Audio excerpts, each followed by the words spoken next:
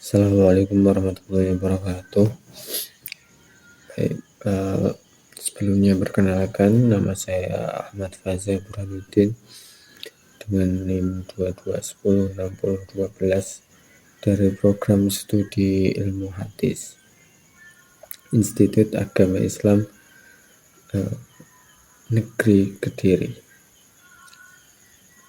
Jadi pada kesempatan kali ini saya ingin sedikit sharing terkait tentang kategori hadis mursal khafi, di mana pengertian ini diambil dari kitab Taisir Mustalah al-Hadis.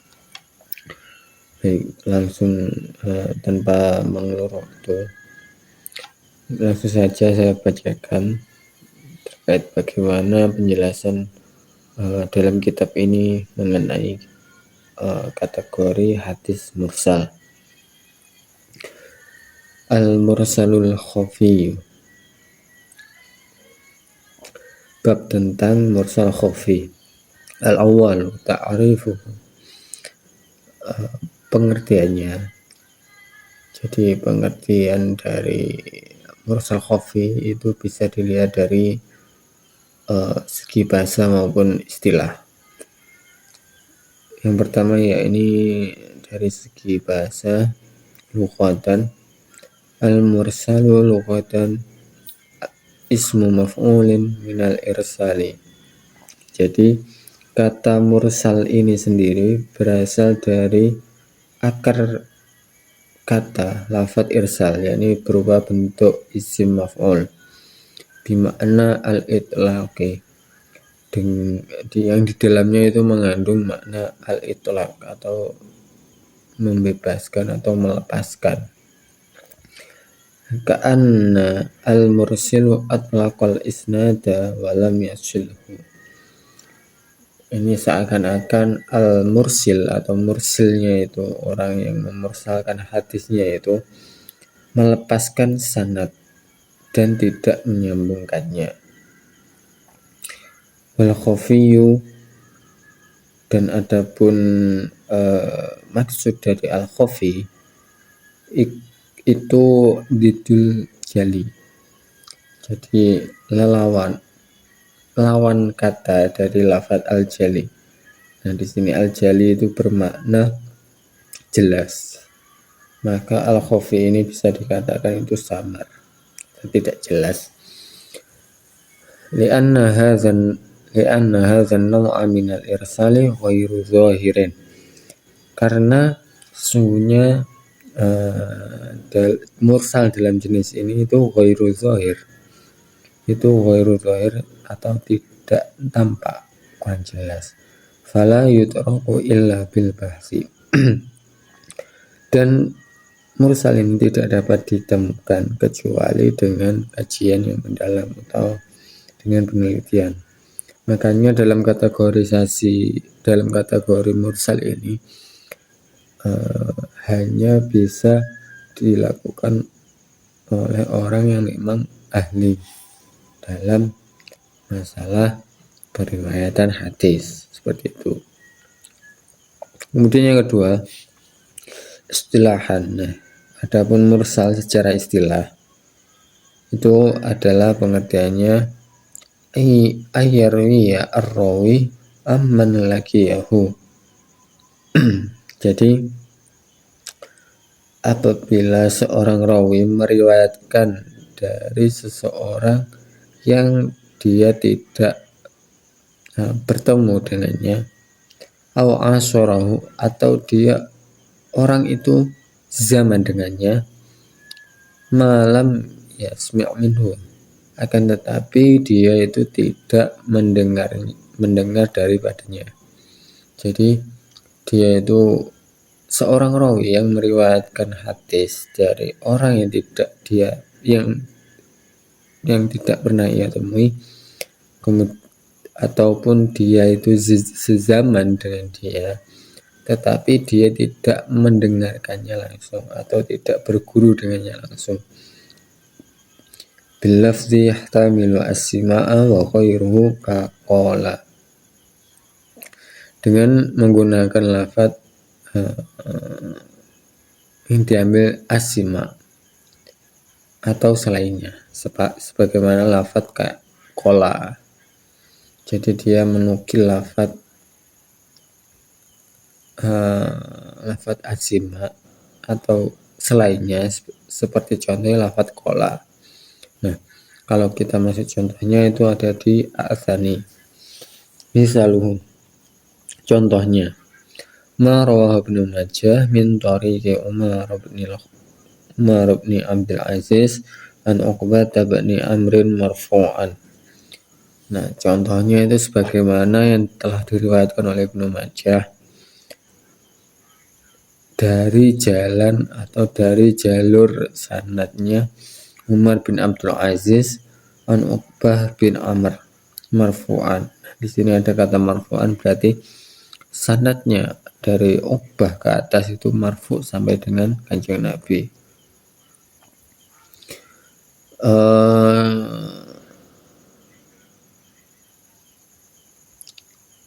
Rahimallahu Haris al-Harasi. Allah membelas kasihan tentaranya yang jaga.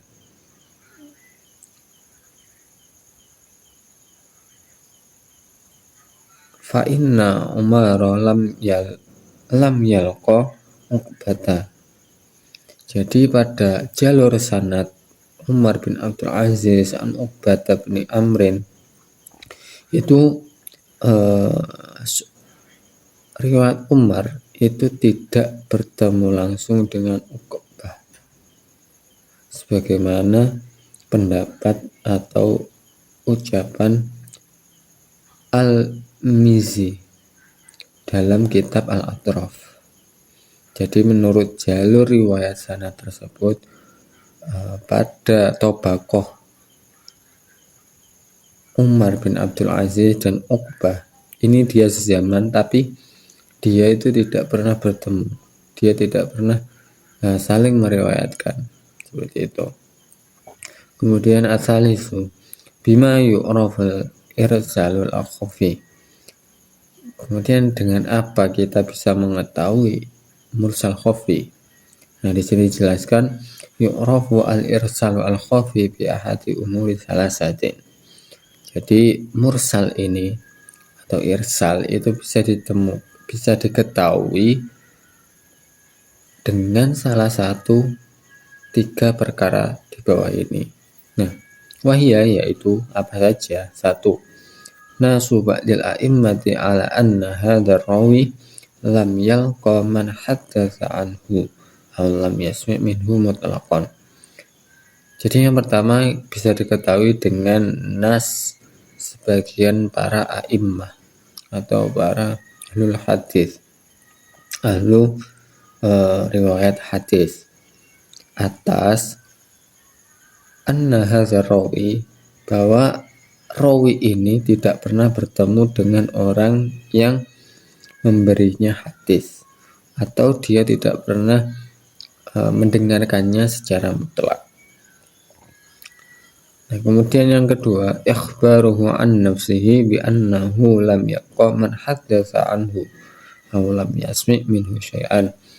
Kemudian pernyataan dari dirinya sendiri bahwa dia itu tidak pernah bertemu dengan orang yang memberinya hadis tersebut atau tidak pernah mendengarkannya sesuatu pun daripadanya, seperti itu.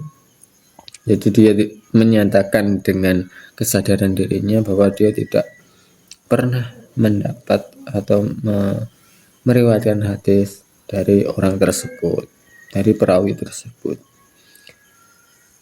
Kemudian yang ketiga, maji ulah hadis min wajhi akhar, yaitu mendatangkan hadis dari jalur sanad yang lain atau dari wajah yang lain, min wajhi akhar fihi ziyadatu syahsin baina hadzal rawi wa baina man rawi anhu, yang mana di dalamnya itu terdapat tambahan ziyadatu syahsin atau ziyadah syahsin itu tambahan perawi di antara perawi tersebut dan di antara orang yang meriwayatkannya itu. Jadi perawi tersebut, jadi murid dan juga gurunya itu ternyata dilihat dari jalur sanad yang lain itu ada orang ketiganya atau ada orang yang disembunyikan.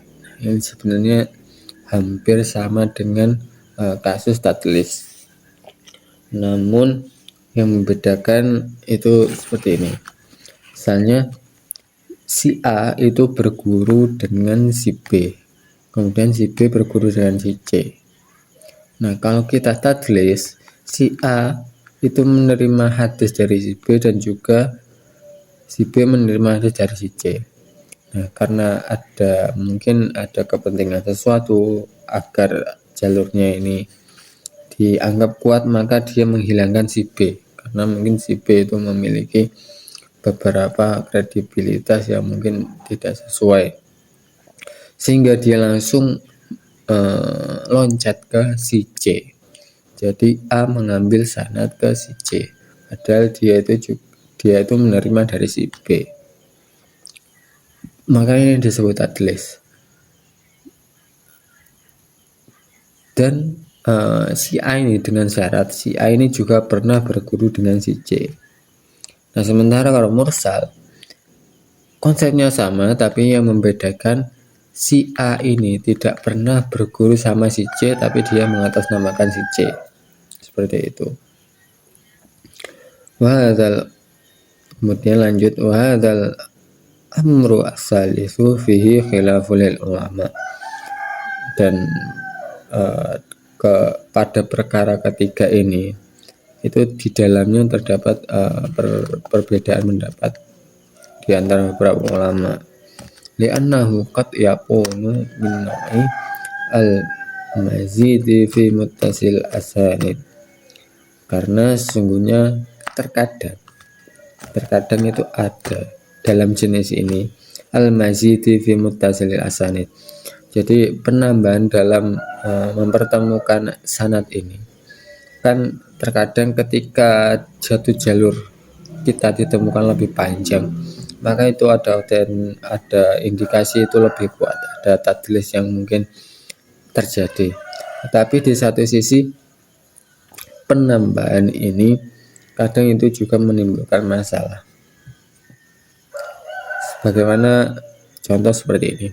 Misalnya sahabat Abu Hurairah itu seringkali diketahui bahwa dia itu langsung menerima dari Nabi.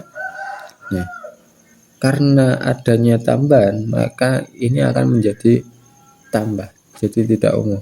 Jadi Abu Hurairah dari Ibnu Umar dari Nabi, misal seperti itu. Jadi tidak semua tambahan itu berarti juga bagus, dan tidak semua pengurangan itu juga bagus. Perlu adanya kajian lebih. Nah, kemudian yang keempat, hukumnya. Makanya bagaimana hukum hadis yang masuk dalam kategori mursal ini? Jadi huwa dhaifun. Hadis tersebut masuk dalam kategori dhaif. Li'annahu min naw'il munqati'. Karena dia termasuk dalam jenis hadis yang munqati' atau terputus sanadnya. Fa'idza dhahara inqata'ahu, apabila dia telah terlihat jelas keterputusan sanadnya. Hukmul munqati', maka hukumnya juga termasuk dalam hukum yang hadis yang munqati'. Kemudian yang kelima, asyarul musannafati fihi. Kemudian kitab atau karangan musannafat, karya ulama yang masyhur di dalamnya membahas tentang mursal ini. Salah satunya yaitu kitab tafsili li mufahami al-marasili. Kitab tafsil li mufham al-marasil. Ini karya Imam Al-Khattab Al-Baghdadi. Nah, mungkin itu sedikit penjelasan dari saya, kurang lebihnya saya mohon maaf. Wassalamualaikum warahmatullahi wabarakatuh.